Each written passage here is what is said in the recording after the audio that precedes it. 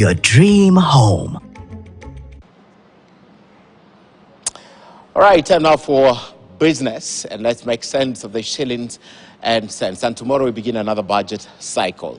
It will be a mixed bag of fortunes for you should Parliament pass the Finance Bill 2023 and introduce the 1.5% housing levy that has been reduced on pay slips of employees. Now, that levy, which was originally redeemable contribution benefit of 3% and capped at 2,500 shillings, is now non-tax. Jasmine Murani breaks down the new proposals and impact on various levels of income.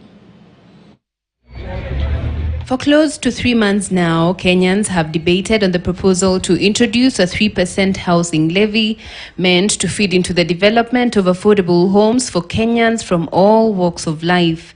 During the period, questions have been raised on the sustainability of the fund and the nature of contributions.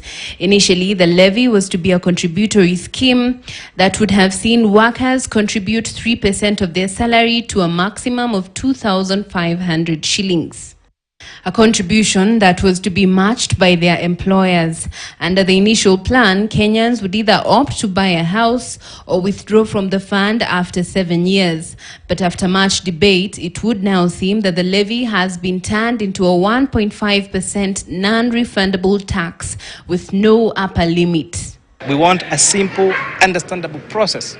You know, come on. They told us we do not want you to tell us that you're going to get back money after 7 years. Reduce a percentage and we make it a tax. That's what they told us. So it's a tax? Yes, it's a housing levy. It's a tax, yes, 1.5% final. And that's why we're able to reduce it by half, from 3% to 1.5%. This means that Kenyans earning 20,000 to 50,000 shillings will part with between 300 shillings and 750 shillings per month, while Kenyans earning 84,000 shillings who would have paid the maximum levy of 2,500 shillings had the levy remained at 3%, will now part with 1,260 shillings per month. Kenyans earning 100,000 shillings will part with 1,500 shillings per month, while Kenyans earning 166,670 shillings will now part with 2,500 shillings, which was the original cap.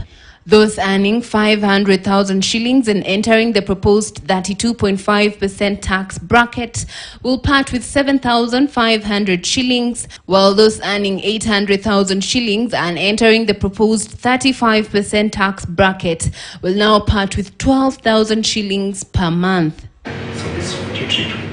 Meanwhile, Kenyans earning a living from the beauty industry can now breathe a sigh of relief after the Finance and National Planning Committee recommended that the government do away with the 5% levy on cosmetics. I was listening to some of my colleagues talk about, oh, you are taxing our weaves and our eyelashes and our nails. And I'm like, please take your time and read the report that we tabled. Because those are some of the clauses that have been deleted from this particular bill. You can now buy your wigs, you can buy your eyelashes, you can buy your you can buy your fake beards.